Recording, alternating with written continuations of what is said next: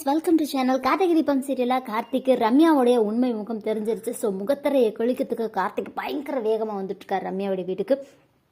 ரம்யாவுடைய வீட்டுக்கு வந்த கார்த்திக் ரொம்பவே ஆபாசமா ரம்யா வெளியே வாண்டுறாரு. ரம்யா வெளியே வந்தோடனே பல்லார்னு ரம்யாவுக்கு ஒரு அறை விட்டு என்ன பண்ணிக்கிட்டு இருக்க நீ அப்படின்னு சொல்லி கேட்குறாரு. ரம்யா வந்துட்டு என்ன கார்த்தி, நான் என்ன பண்ணேன், எதுக்காக நடிச்சிங்க அப்படின்ற மாதிரி கேட்டுட்டு இருக்காங்க. நீ நடிக்காத, நீ வந்து தீபாவை கொல்ல பார்த்துருக்க. அதோட மட்டும் இல்லாமல் என் வீட்டில் நடக்கிற நிறைய பிரச்சனைக்கு நீ தான் காரணம், ஒன்று நான் சும்மா விட மாட்டேன் அப்படின்னு சொல்லி கார்த்திக் சொல்லிட்டு இருக்காரு. என்ன கார்த்திக் இப்படியெல்லாம் பேசுறீங்க, நான் என்ன செஞ்சேன் அப்படின்னு கேட்டுறாங்க.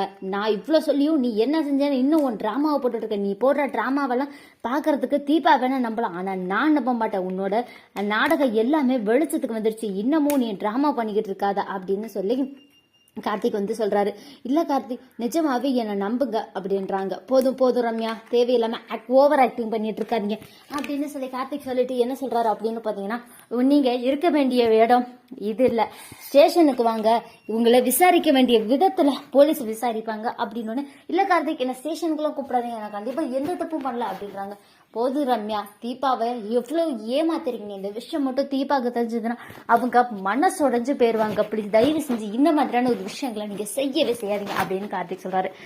உடனே வந்துட்டு ரம்யா வந்துட்டு என்ன மனுஷருங்க கார்த்திக், நான் வந்துட்டு உங்க மேல இருக்க லவ்ல தான் இதெல்லாம் செஞ்சுட்டேன். உங்களுக்கு வெக்கமாலையா என்ன லவ் பண்றேன்னு சொல்றதுக்கு? நான் தீபாவுடைய ஹஸ்பண்ட், நீங்க என்ன லவ் பண்றேன்னு சொல்லிட்டீங்க, எப்படி இதெல்லாம் நீங்க சொல்றீங்கன்னு எனக்கு புரிய மாட்டேது ரம்யா அப்படின்றாங்க. நான் உங்களை தான் கார்த்திக் காதலிச்சேன், ஆனா நீங்க தீபாவை கல்யாணம் செஞ்சுக்கிட்டீங்க. ஆனா எனக்கு இப்போ உங்க கூட வாழணும்னு ஆசை. நீங்க காண்ற கனவு எதுவுமே பழிக்காத ரம்யா, பிளீஸ் தயவு செஞ்சு நீங்க எதனாச்சும் யோசிச்சுட்டு இருக்காம உங்க வேலையை மட்டும் பாருங்க. இதுக்கப்புறமும் நீங்க எங்க லைஃப்ல உள்ள என்ட்ரி ஆனீங்கன்னா நீங்க போலீஸ் ஸ்டேஷன்ல தான் உட்காரணும் அப்படின்னு சொல்லி கார்த்திக் சொல்லிடுறாரு. அண்ட் இந்த விஷயம் எல்லாமே வந்து பார்த்தீங்கன்னா மீனாட்சிக்கு மைத்திலிக்கு தெரிஞ்சிருது. இனிமே அந்த ரம்யா இங்கே வரமாட்டா அப்படின்றத தெரிஞ்சுக்கிறாங்க. இந்த விஷயத்தை இப்போதைக்கு தீபா கிட்ட சொல்ல வேண்டாம். தீபா உடனே ஃப்ரெண்டு, நட்பு, லவ் அப்படின்னு சொல்லிட்டு எதனாச்சும் கிறுக்குத்தனமா பேசிக்கிட்டு இருப்பா. இவ இப்படியே கிறுக்குத்தனமா பேசிக்கிட்டு இருக்க வேண்டியதா. ஆனால் இவளை இப்படியே சும்மா விடக்கூடாது. இவளை வந்துட்டு அந்த போலிச்சாமியார் யாரு என்னங்கிற விஷயம்லாம் தெரிஞ்சு அவனையும் இவளையும் போலீஸ் ஸ்டேஷன்ல நிக்க வைக்கணும்னு சொல்லி மைத்திலியும் மீனாட்சியும் பேசிட்டு இருக்காங்க. இவங்க பேசுற எல்லாத்தையுமே தீபா கேட்டுறாங்க தெரியாம.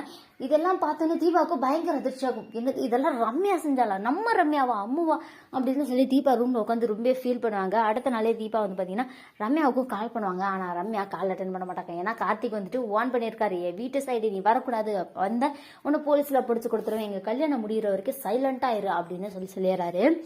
அண்ட் என்ன பண்றதுன்னு தெரியாம ரம்யா முழிச்சிட்டு இருக்காங்க. ஆனா அந்த கல்யாணம் நடக்கக்கூடாதுன்றதுல ரம்யா உறுதியா இருக்காங்க. செம்ம சூப்பரா போயிட்டு இருக்கு கார்த்திகை தீபம் சீரியல். இந்த வீடியோ உங்களுக்கு பிடிச்சிருந்தா லைக் பண்ணுங்க, ஷேர் பண்ணுங்க. அது இருக்கு நம்ம சேனலை சப்ஸ்கிரைப் பண்ணல சப்ஸ்கிரைப் பண்ணிக்கோங்க. ஓகே ஃப்ரெண்ட்ஸ், தேங்க்ஸ் ஃபார் வாட்சிங்.